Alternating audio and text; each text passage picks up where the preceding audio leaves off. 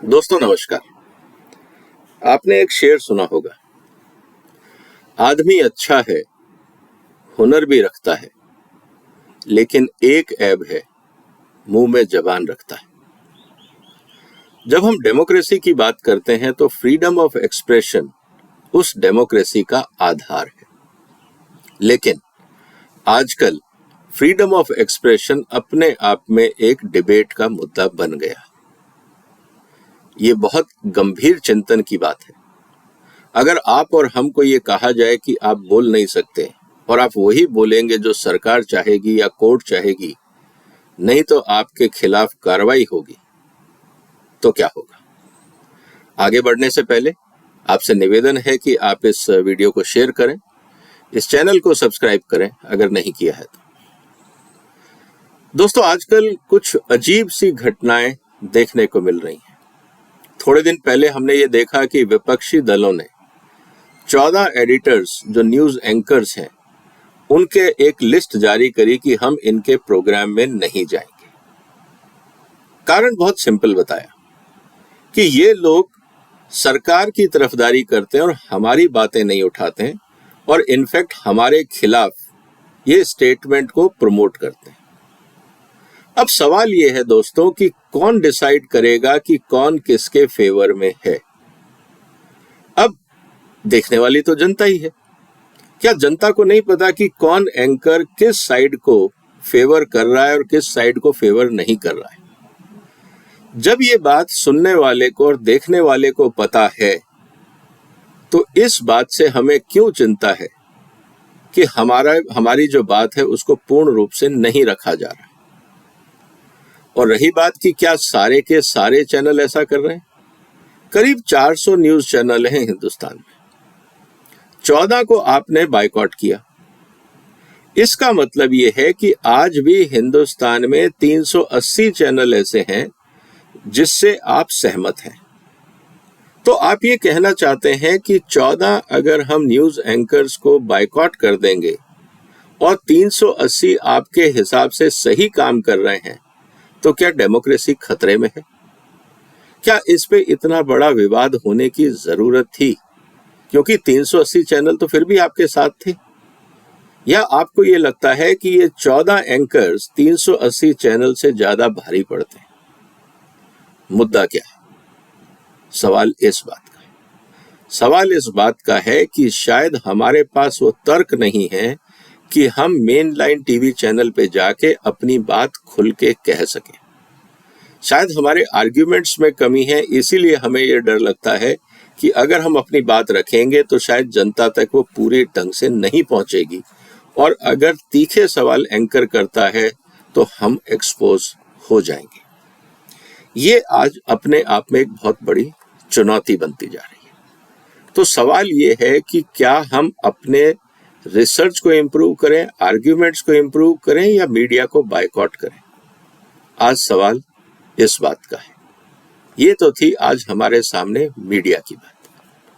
लेकिन दूसरी तरफ कई बार सीनियर जजेस ने अलग अलग फोरम पे ये कहा है कि जिस तरह से मीडिया काम कर रहा है, इससे कहीं ना कहीं कोर्ट की छवि या कोर्ट के काम करने के मुद्दे में या अप्रोच में इंटरफियरेंस हो रहा है, जस्टिस में शायद कहीं बाधा आ रही है।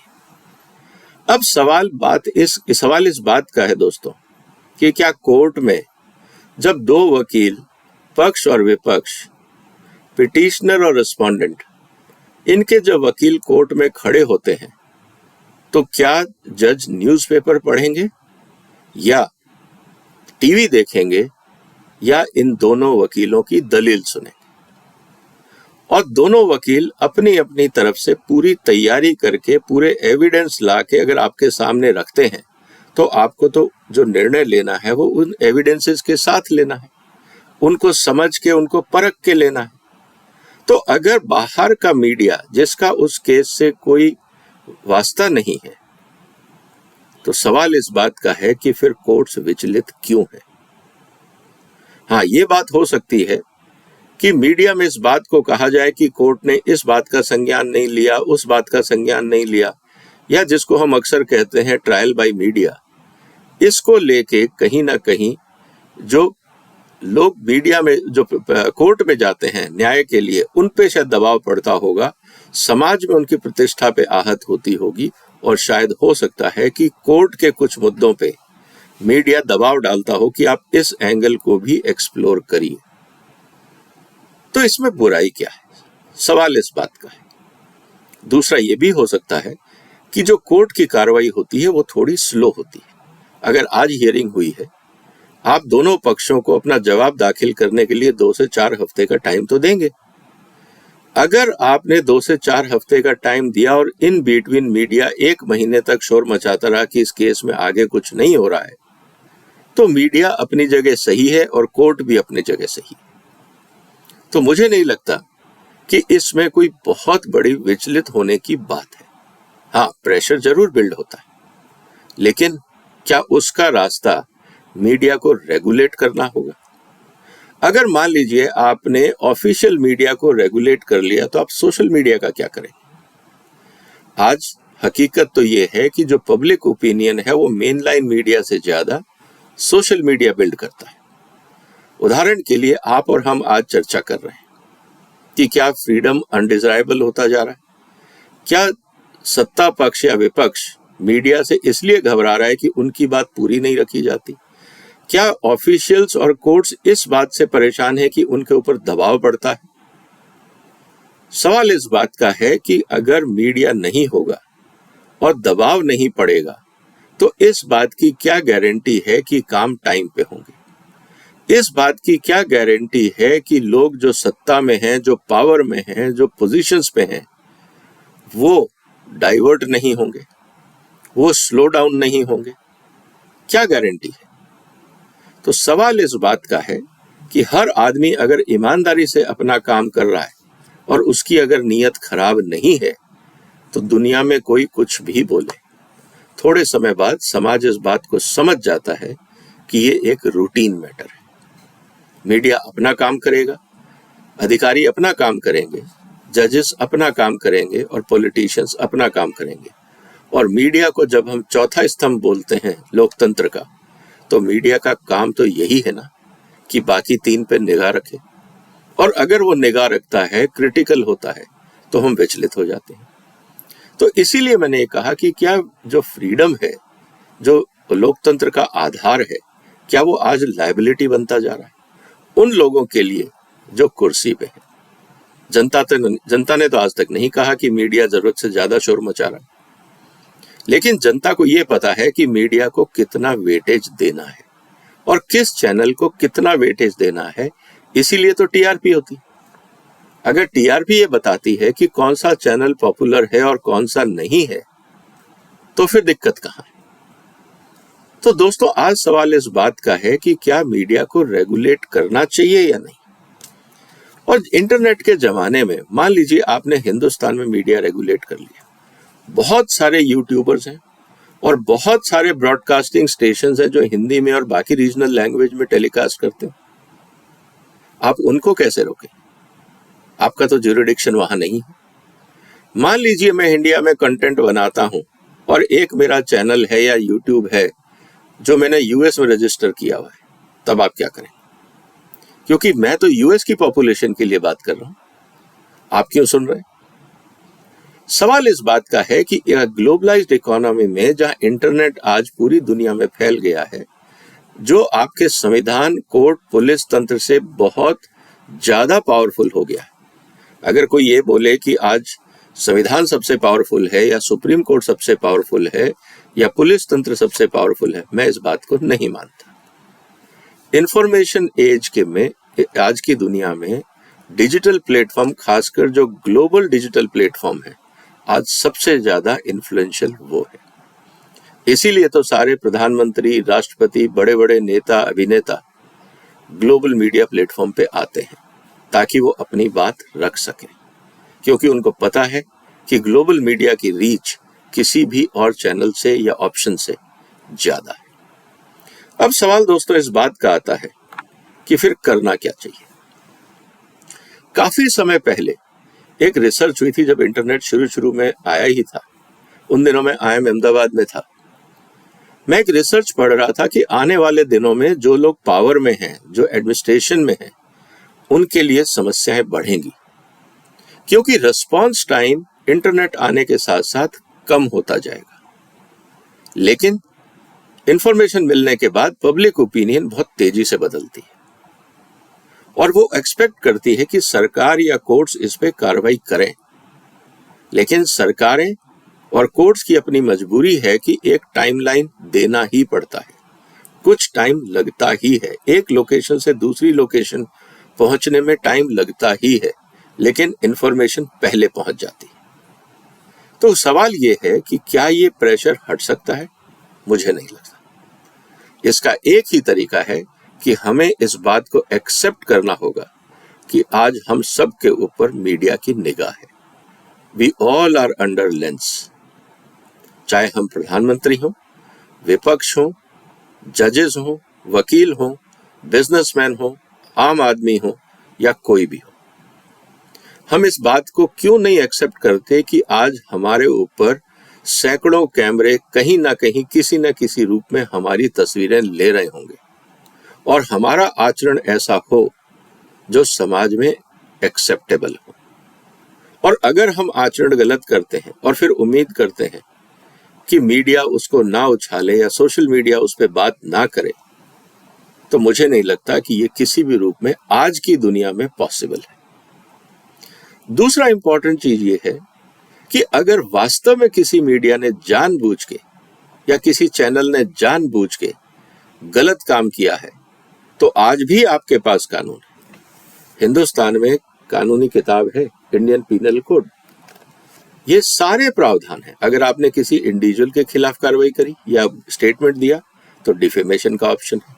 अगर आपने समाज में दरार डालने की कोशिश करी तो अनरेस्ट क्रिएट करने का प्रावधान है। अगर आपके चैनल ने किसी तरह से सरकारी काम या कोर्ट के काम में बाधा डालने की कोशिश करी तो उसके लिए भी कानून है। तो फिर नया कानून किस लिए चाहिए, नया रेगुलेशन किस लिए चाहिए? अगर आप ये उम्मीद करते हैं कि रेगुलेशन आने से लोग सुधर जाएंगे, ऐसा होता नहीं। लोग रास्ता ढूंढ लेते हैं। और दूसरी बात, शब्दों का एक मतलब तो नहीं होता। मैं शब्द बदल सकता हूं ना, फिर कौन डिसाइड करेगा कि ये डिफेमेशन था या ये एक जनरल डिस्कशन था? कौन डिसाइड करेगा? क्योंकि दुनिया आज मूर्ख नहीं है। लोग सिंबल्स में बात करते हैं, लोग गेस्चर्स में बात करते हैं, बहुत चीजें हैं अनकही जिनको लोग समझ जाते हैं। आप उसको कैसे रोकेंगे? तो कहने का मतलब ये है दोस्तों कि जिस तरह से मीडिया के ऊपर, चाहे वो पॉलिटिशियंस हों या कोर्ट्स हों, एक कंट्रोल करने का प्रयास किया जा रहा है, मुझे नहीं लगता वो सफल होगा। इनफैक्ट वो ज्यादा प्रॉब्लम्स क्रिएट करेगा, क्योंकि अगर कानून बन गया, गाइडलाइन बन गई और उसके बाद भी सिचुएशन कंट्रोल नहीं हुई, तब आप क्या करें? सवाल आज इस बात का है। तो इसलिए सबसे इंपॉर्टेंट दो ही चीजें, हमें अपने काम करने की शैली को देखना होगा, हमें एक खुद पे कोड ऑफ कंडक्ट लगाना होगा, चाहे सरकारी अधिकारी हो, चाहे पॉलिटिशियंस हो, चाहे जजेस हो, या समाज का कोई भी तबका हो। आपका कोड ऑफ कंडक्ट क्या है? क्या वो ऑब्जेक्शनेबल है? क्या अगर उस पर कोई सवाल उठाए तो क्या आप उसको ओपनली विद एविडेंस डिफेंड कर पाएंगे? क्योंकि सवाल तो उठेंगे। हो सकता है लोग थोड़े समय तक चुप रहें, हो सकता है जब तक आप सत्ता में हो लोग आपसे सवाल ना करें, या आप पावर में हो तब तक लोग आपसे सवाल ना करें, लेकिन सवाल खत्म नहीं होते। ये सारे एविडेंस आज डिजिटल दुनिया में हमेशा के लिए स्थापित हो गए। और उसके अलावा अगर आप एक डिसीजन मेकर हैं तो आप ट्रांसपेरेंसी अपनाइए। अगर लोगों को सवाल उठता है कि आपने निर्णय गलत लिया है, तो अगर आपने ट्रांसपेरेंटली वो काम किया है तो आप तथ्य रख सकते हैं समाज के सामने। लोगों को एक या दो बार शुरू में डाउट होगा आपके काम करने की शैली पे, लेकिन जब लोगों को पता लग जाएगा कि आप ट्रांसपेरेंट हैं, आपका कोड ऑफ कंडक्ट है, आपके एथिकल स्टैंडर्ड्स हैं, मॉरल वैल्यूज हैं, तो लोग आप पे शक नहीं करेंगे। तो शुरुआत खुद से होती है। इसीलिए कहा जाता है निज पर शासन फिर अनुशासन। दूसरों को रेगुलेट करने से, दूसरों की बातों पे ज्यादा टाइम लगाने से बेहतर है कि हम अपने काम करने की क्षमता को सुधारें, अपने आप को सुधारें। तो दोस्तों, जो आजकल समाज में चर्चा चल रही है कि मीडिया फ्रीडम जो है वो जरूरत से ज्यादा पावरफुल होता जा रहा है, इसका मतलब ये है कि डेमोक्रेसी मजबूत हो रही है। अगर आप साइलेंस क्रिएट कर देंगे तो आप डेमोक्रेसी खत्म कर देंगे। परफेक्शन की उम्मीद ना करें, क्योंकि human beings by nature are biased. हम घरों में देख सकते हैं, समाज में देख सकते हैं, हम में से कोई भी परफेक्ट नहीं है। तो जब हम में से कोई भी परफेक्ट नहीं है तो परफेक्ट सिस्टम, परफेक्ट मीडिया की आप उम्मीद कैसे कर सकते हैं? क्या हमारे पॉलिटिशियंस परफेक्ट हैं? क्या हमारे जजेस परफेक्ट हैं? क्या हमारी ब्यूरोक्रेसी परफेक्ट है? जब कुछ भी परफेक्ट नहीं है, इसीलिए तो हम लगातार रिफॉर्म करते रहते हैं, इसलिए तो लगातार सुधार की जरूरत है। और अगर हम ये उम्मीद करते हैं कि नहीं, दुनिया में सब कुछ स्टैटिक हो जाना चाहिए और फ्रीडम पे कंट्रोल होना चाहिए, तो मुझे लगता है 21वीं शताब्दी को शायद हम नहीं पहचान रहे। अभी तो शुरुआत है। अभी वो दिन और आएंगे जब हर जो मोबाइल फोन है वो एक टीवी चैनल होगा। अभी हैं कितने? हर इंसान जिसके पास क्षमता होगी वो अपनी बात रखेगा, आपको पसंद आए या ना आए। और ये बात तो सही है कि समाज में कोई नहीं चाहता कि सामने वाले के मुंह में जबान हो। हर आदमी चाहता है कि जो मैं कहूं उसको सब अप्रिशिएट करें। ये समाज नहीं है।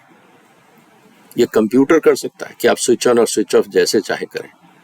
इंसानों के साथ आप स्विच ऑन और स्विच ऑफ नहीं कर सकते। और जागरूक इंसान ज्यादा क्रिटिकल होता है, इस बात को हमें समझना होगा। उम्मीद है दोस्तों आज की चर्चा आपको पसंद आई होगी। इस वीडियो को आप शेयर कर सकते हैं। इस चैनल को आप सब्सक्राइब करिए अगर अभी तक नहीं किया है। और अपने विचार रखिए कि क्या फ्रीडम ऑफ एक्सप्रेशन पे क्या कोई कानून बनना चाहिए? क्या कोर्ट्स को या राजनीतिक दलों को फ्रीडम ऑफ एक्सप्रेशन का बायकॉट करना चाहिए? क्या इस पे रेगुलेशन लाने चाहिए, या आने वाले दिनों में और ज्यादा उनको तैयारी करनी होगी, क्योंकि और ज्यादा स्क्रूटनी होगी, और ज्यादा चीजें जनता के बीच में आएंगी। आप अपने विचार रखिए। फिर मुलाकात होगी एक और महत्वपूर्ण मुद्दे के साथ। तब तक वंदे मातरम।